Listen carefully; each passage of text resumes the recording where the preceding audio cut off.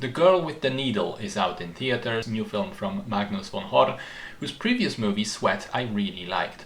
This is a Polish, Danish, Swedish co-production, with the actors and spoken language being Danish, and the movie taking place in Denmark, but being actually shot in Wrocław in Poland.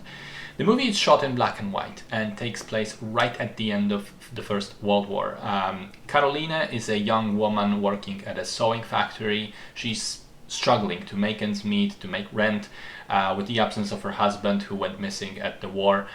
She ends up starting a romantic relationship with the factory owner, who promises her a better life and gets her pregnant. But of course, things quickly become much more bleak than the promises would suggest. So I don't want to spoil too much, but first of all, this is not a movie for everyone. You need to be pretty resistant to shocking and disturbing content. There are a couple of scenes in the film which, despite not being straight up graphic with all of the sort of violence being shown directly on screen, they are absolutely vile in terms of sort of showing the worst that humanity can stoop to. Trust me, if you can't handle really disturbing stuff and are a sensitive person, you better skip this film. Now, what I admire about it is how, despite having seen the trailer, I expected this to be a pretty straight up historical drama, but the movie is actually kind of a stealth horror. I thought about it a lot in the past, that I would love to see a movie which kind of misleads you about the genre it's in, so that you expect one film but go into it and see, oh, this is actually a completely different, not even film, but completely different type of film than I expected. So this one starts as a drama, but by the time we get to the second half, it's totally horrific. It is a horror film, and that doesn't mean there are supernatural elements. There are not, but the content is without a doubt that of a horror movie. And then it ends and it hits you with the information that it's based on a true story, and as far as I checked afterwards, it is. So that makes it doubly horrifying.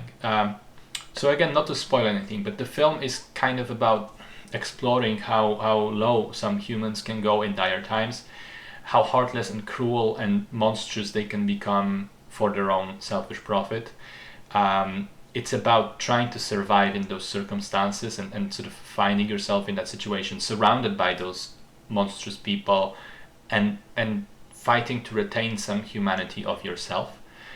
It's also about how the nature of people can be hidden. Most obviously, there is a character in the film who is horribly scarred on his face and basically looks like a monster. And we kind of expect him to be one because of how he's framed in the story initially, but he turns out by the end of it to be probably the kindest of all of the people in the movie, and absolutely a good soul. Whereas the people with the kind faces, with nice smiles and good manners and seemingly offering to help you and to lift you up, end up being the biggest monsters. The cinematography is phenomenal. I think having the film be in black and white was a great choice, and I honestly struggle to imagine it being that effective in color. There are some beautiful shots in the first half especially. There's two in particular that I loved. Carolina and the factory owner walking on opposite sides of the street, and right before that, her waiting, framed by the gate. And then there's a shot of Carolina and her husband going upstairs in the darkness, and the glint from his glasses is just straight up a phenomenal shot. I think the music is appropriately haunting and only shows up in a couple of scenes to sort of really accentuate them, and the performances are all very good and totally convincing of the reality of the film. So I liked or enjoyed isn't really the right type of word for this film. I think this is an excellent film and I appreciated it, but it is very disturbing, psychologically violent and unpleasant to watch. So it's definitely one of those ones where I think highly of it, but I don't really intend to ever see it again.